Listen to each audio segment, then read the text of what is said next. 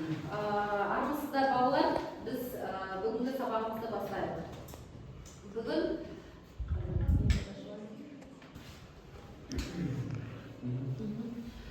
Бүгін біз сіздермен жаңа тақырып өтеміз. Жаңа тақырыпты өтпес бұрын бірінші осы сабақ. Бүгін біз сіздермен жаңа тақырып өтеміз. Жаңа тақырыпты өтпес бұрын бірінші осы сабаққа психологиялық ахуалды қалыптастырып алайық. Ол үшін бізге қазір дата-каирді көмектеседі. Бұл дата-каирді біз қазір мен атаның бір адамға бір адам балықтырамыз. Сол жерде қандай не түседі, мысалы күлімдер немесе бестакен немесе билепер десе, кімге қандай суретте көрсетілген белгілер түседі, сол белгілерді қасымыздағы көршілерімізге ортақ беретін боламыз. Кетіп па? Қасымыздағы көршіге жасаймыз. Не дейсіздер? Тобыл шапалақ.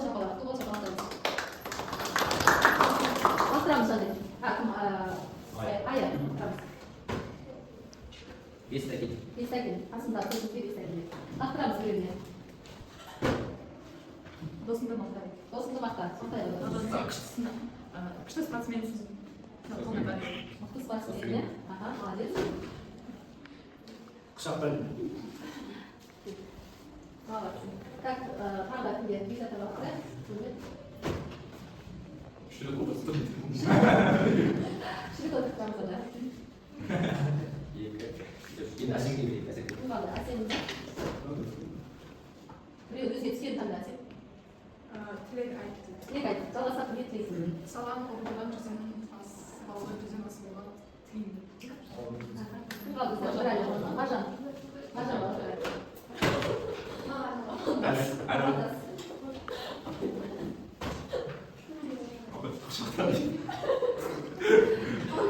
балығы.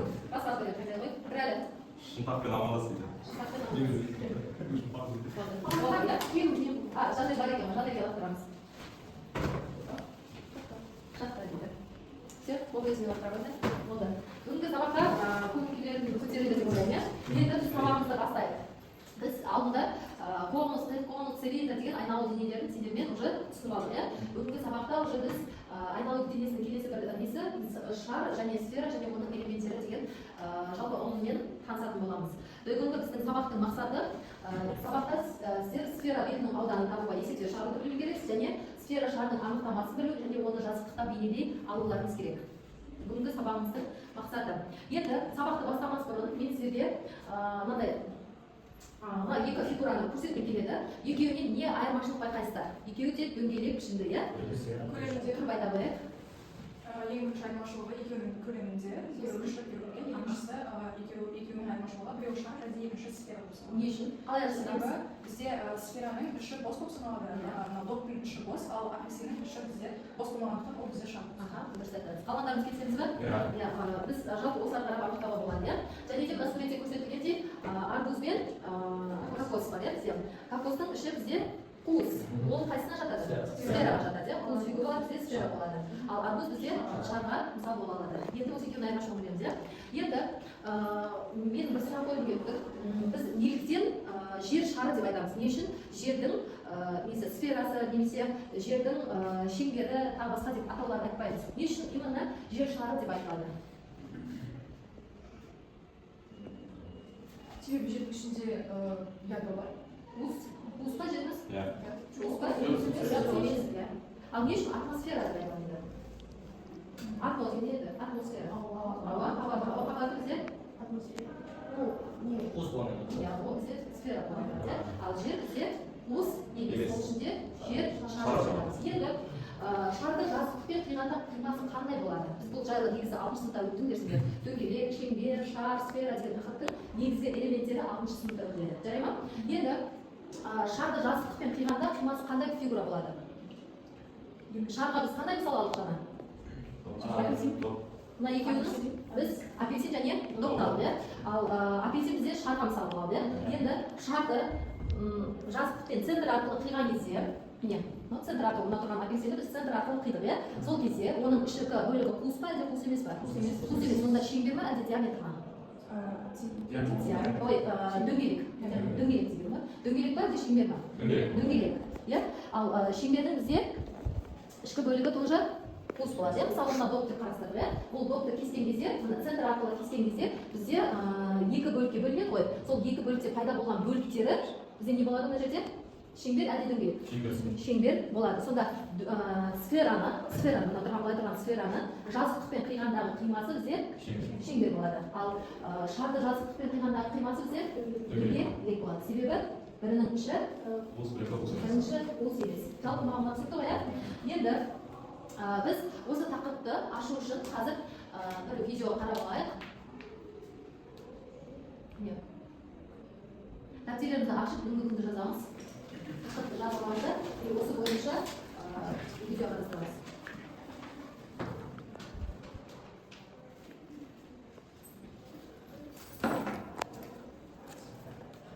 Жазып ба? Енді шар және сфераны жалпы анықтамасын түсініп алайық. Ол үшін біз мұндағы бір видеоны қарап алайық. Шарды қалай салу керек екендігін қарайық. Шарды жарты дөңгелек өзін шектейтін диаметрден айналдыру арқылы аламыз. Жарты дөңгелектің радиусы шардың радиусы болады. Сфералық бет жарты шеңбердің өз диаметрінен айналғанда шығатын фигура. Енді шарды қалай салады екенбіз? Диаметр арқылы айналдырғанда өзінің диаметрінен шығып. Шарды жазықтықпен қиғанда алынған дене шардың сегменті бар. Жазықты сфераның екі сегментке бөледі. Қандай бір жазықтықпен қиғандағы шар бөлігінің беті болатын шар сегментінің беті сегмент бет деп аталады. Шарды жазықтықпен қиғанда шыққан шеңбер шар сегментінің табаны, ал шеңбер дөңгелегі сегмент бетінің табаны деп аталады. Шар сфера сегментінің биіктігі шар сегментінің табан жазықтығымен сфераны қозғалғандағы шар сегментінің табанына перпендикуляр диаметр бөлінеді. Суретте сегменттердің биіктіктері h бір h екені берілген. Сегмент бетінің ауданын формула арқылы табамыз. Сфера сегмент бетінің ауданы 2 π h ға тең. Мұндағы бәрі шар радиусы h, шар сегментінің биіктігі. Енді сегмент деген нәрсені қарастырайық иә. Шар сфера деп қарастырған кезде анда аңшында не шар сфера және сегмент деген нәрсе бар иә. Сектор және сегмент деген нәрсе бар иә. Сегмент дегеніміз мысалы мынау бізде шар сияқты фигура болатын болса, мына суретте шар сияқты фигура болатын болса, осы бір жазықтықпен кескен кезде мына жерден бастап жоғары жағын кесіп алады дейсіз. Мысалы біз қарызбен сол қарызды кескен кезде жоғарғы жақты иә, жоғарғы жақты екі бөлікке кесіп алады дейсіз. Сол кезде біз мына мысалы центр арқылы бөліп қой иә. Осы центр арқылы емес, мына жоғарғы жақтағы мына бөлікті алып тастайтын болсақ, осы бөлік бойынша қиып алған жер ол бізде сегмент деп аталады. Түсіндің ме? Сонда сегменттің несін ауданы мынау бізде не топ басады иә. Бұл бізде шарды қиды модель. Мұны біз айналдырып жүргізуге болады. Біз қалай жасадық? Иә. Жүргізіп қояйық. Енді бұл жерде бізде радиус диаметр деген нәрсе бар иә. Радиус диаметр шар дегенді біз мына жерде көруге болады. Диаметр дегеніміз центрдан өткен қорытуге болады иә. Значит, мына жерде диаметр мына центр болады. Яғни басының нүктесі центрі и центрдан шыққан кесілген аралығын салу радиус болады. Ал радиустан кесілген диаметр болады.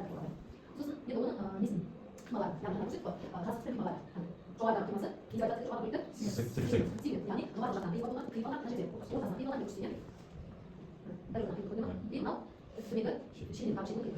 Түсініп қояйық қималар қалай жүргізіледі. Олардың барлығы бізде сегменттер пайда болады. Түсініп қояйық.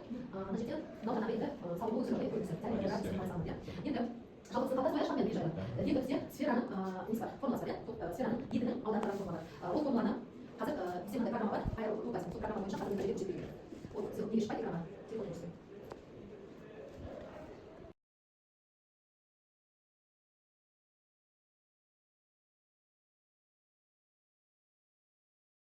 Материалымызды ашамыз да. Көрінеді сол экранда иә? Мына сфера бетінің ауданын қатысты есептер, яғни мына жерде шардың несі берілген, радиусы берілген, бізге шар бетінің ауданын тап дейді. Шар бетінің ауданы қандай формуламен? 4π квадрат. Шарымыздан көрсетеді. Или біреуіміз келіп мына жерге тақтаға жазайық. Шарды 400 келе қойды. Жазады. Тақтаға біреуіміз келіп жанына жаза береді. Жарай ма? Мына жерге осы жеріне. Радиусы қаншаға тең деп тұр?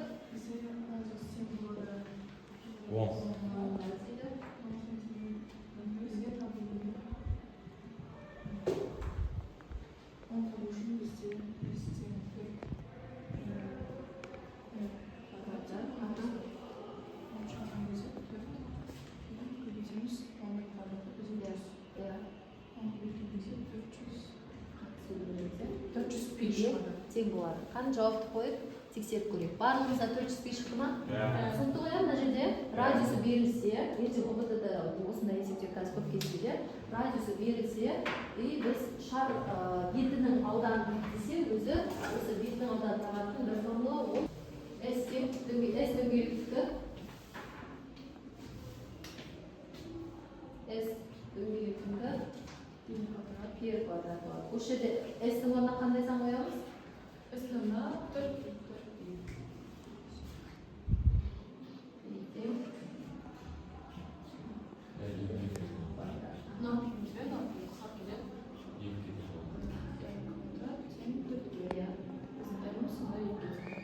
Qaysi chetda? Qiymanimi? Төмендегі бұрышы қанша болады? Бізде қандай анықтама бар еді? Теорема бар еді 30 градусқа дейін. 30 градусқа қарсы жағдайға Сонда гипотенуза қайсы болып тұр бізде? Сіз нөл жүріп тұрсаңыз, оларға гипотенузамыздан қарсы жағдайға ол бізде ОБ дегеніміз шардың несі болып тұр? Центрдан шыққан радиусы болды. Бізге керек шардың радиусын істедік. Таптық қой, енді шар бетінің ауданын таба аламыз ба? Формуласы қандай еді?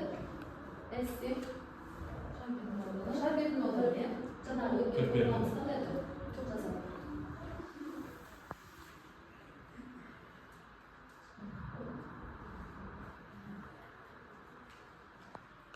Үш жерден R-ның орнына қандай сан қоямыз? Иә.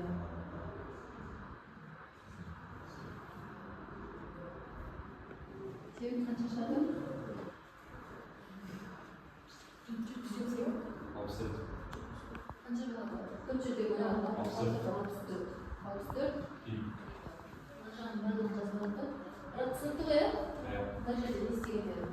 Bardağımız arasında bizde belirgin boyunca niyetine радиус Y таптығы, радиусты таптығы Y. Потому что белгілен аудан бізде қиманы аудан.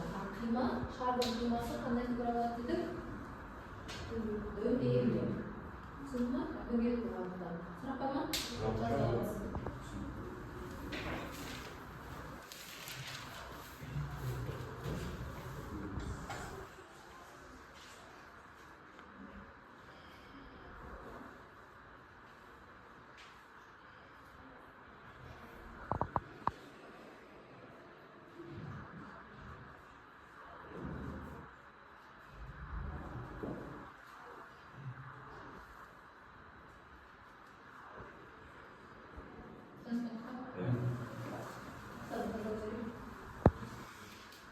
Осы нені есептеп елеме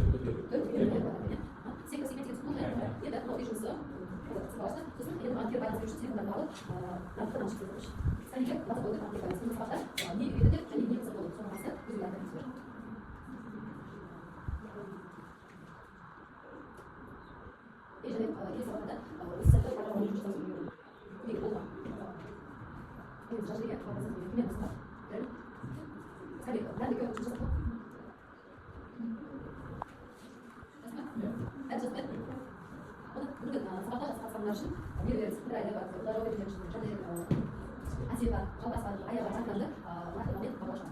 Сабағына ма? Иә. Сізге бүгінгі сабағынан мәтінге я толық түсіндім деп жауап берді Жанель. Я толық түсіндім, өте қызықты өтті деп жауап берді Меруерт. Толықтай түсіндім, өте қызықты және түсінікті өтті деп жаңа жауап берді өздер. Жында Маржан, я толық түсіндім деп жауап берді. Толық түсіндім деп жауап берді. Я толық түсіндім деп Әсем жауап берді.